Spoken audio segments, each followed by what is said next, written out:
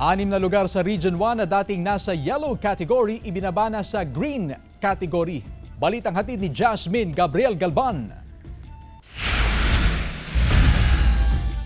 Halos 2 buwan bago ang araw ng eleksyon, nasa kabuuang 13 lugar na lang sa Region 1 ang nasa areas of concern sa ilalim ng yellow category. Ibig sabihin ng yellow category, ang isang lugar ay may kasaysayan ng election-related incidents na nakalipas sa 2 eleksyon at posibilidad ng presensya ng private armed group.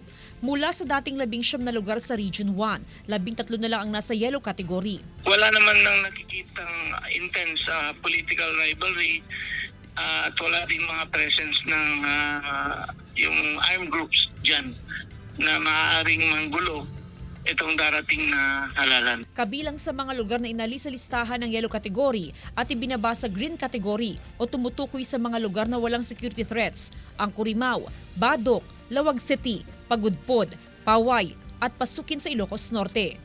Inaasahang anumang araw sa katapusan ng Marso ay aalisin na rin sa listahan ng yellow category ang bayan ng Solsona ayon sa COMELEC Region 1. Actually, may recommendation na yung PGSCC to malamang ma-approve na rin yan. Ayon sa COMELEC, ang mga lugar na isinailalim sa areas of concern ay unang inirekomenda ng PNP at AFP na inaprubahan din ng COMELEC and Bank.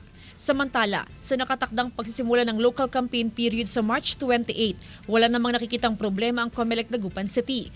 Tuloy-tuloy ang pakikipag-ugnayan ng COMELEC sa PNP at maging sa mga aspirant para matiyak ang tahimik, maayos at payapang eleksyon. Patuloy yung ating pakikipag-ugnayan sa ating mga aspirants for local positions na sana tumalima sila doon sa mga rules na inilatag natin during the candidates briefing. Kasama si Daryl Peralta, Jasmine Gabriel Galban, One North Central Luzon.